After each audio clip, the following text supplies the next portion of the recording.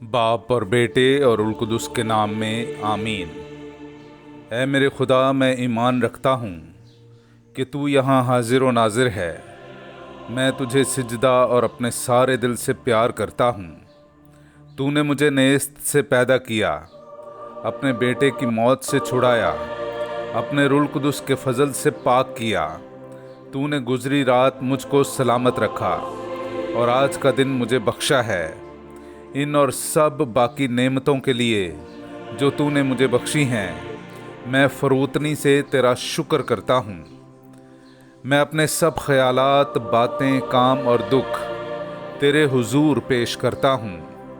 مجھے اپنا فضل بخش تاکہ میں تجھے ناراض نہ کروں، بلکہ سب طرح سے آج تیری پاک مرضی بجا لاؤں۔ آمین۔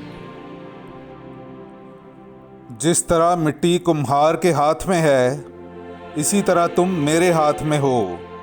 ہمارے لیے آج کی پہلی تلاوت ارمیا نبی کا صحیفہ، اس کا 18واں باب، پہلی 6 آیات۔ یہ وہ کلمہ ہے جو ارمیا نے خداوند سے پایا جب اس نے کہا، اٹھ اور کمہار کے گھر میں جا اور وہاں میں اپنے کلمات تجھے سناؤں گا۔ تب میں کمہار کے گھر میں گیا تو دیکھ، وہ چاک پر کام کرتا تھا۔ جب کبھی کوئی برتن جو کمہار مٹی سے بنا رہا تھا اس کے ہاتھ میں بگڑ جاتا تو وہ اس سے اور کوئی برتن بنا لیتا، جیسا کہ اس کی نگاہ میں اچھا معلوم ہوتا۔ تب خداوند نے مجھ سے کلام کیا اور کہا، اے اسرائیل کے گھرانے، یوں خداوند کا فرمان ہے، کیا میرا اختیار نہیں کہ اس کمہار کی مانند تمہارے ساتھ سلوک کروں؟ دیکھ، اے اسرائیل کے گھرانے، تم میرے ہاتھ میں ایسے ہو جیسے مٹی کمہار کے ہاتھ میں ہے۔ پاک کلام کا پڑھا اور سنا جانا ہم سب کے لیے باعث برکت ہو۔ خدا کا شکر ہو۔ مبارک ہے وہ جس کا مددگار یعقوب کا خدا ہے۔ میرے عزیزو، آئیے ہم خداوند اپنے خدا کی حمد و تعریف کریں۔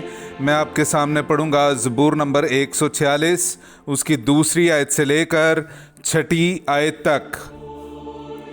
میں اپنی زندگی بھر خداوند کی حمد کروں گا، جب تک ہوں اپنے خدا کی مدح سرائی کروں گا۔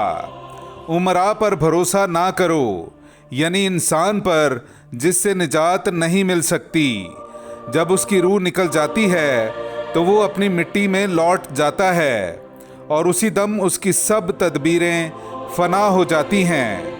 مبارک ہے وہ جس کا مددگار یعقوب کا خدا ہے اور جس کی امید خداوند اپنے خدا پر ہے، جس نے آسمان اور زمین اور سمندر کو اور ان کے اندر کی سب چیزوں کو بنایا ہے، جو ابداً وفادار ہے۔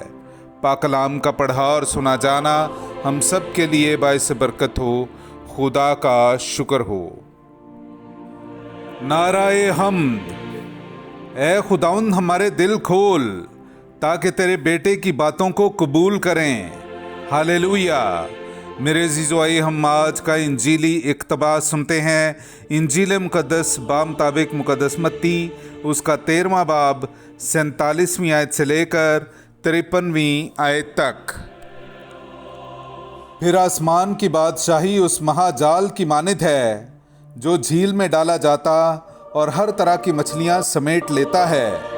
جب وہ بھر گیا تو اسے کھینچ لاتے ہیں اور کنارے پر بیٹھ کر اچھی اچھی برتنوں میں جمع کر لیتے، اور جو کام کی نہ ہوں پھینک دیتے ہیں۔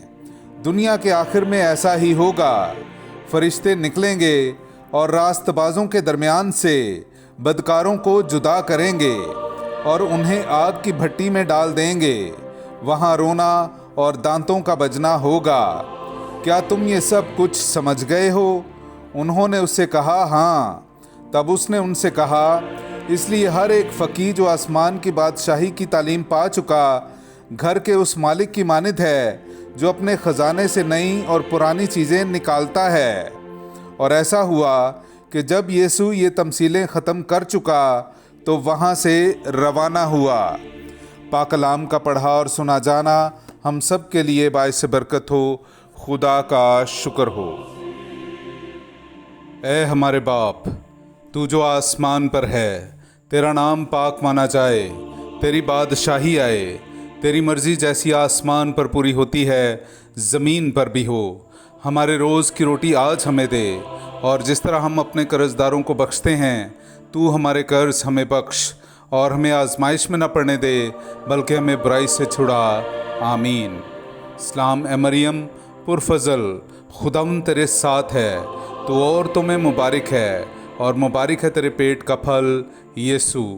اے مقدسہ مریم، خدا کی ماں، ہم گناہ گاروں کے واسطے دعا کر، اب اور ہماری موت کے وقت۔ آمین۔ جلال باپ اور بیٹے اور روح القدس کا ہو، جیسا کہ ابتدا میں تھا، اب ہے اور ہمیشہ ہوگا۔ آمین۔ اے مہربان یسوع، میرے گناہ مجھے معاف کر، مجھے دوزخ کی آگ سے بچا، تمام روحوں کو آسمان کی طرف کھینچ، خاص کر ان کو جو تیرے رحم اور کرم کے زیادہ محتاج ہیں۔ آمین۔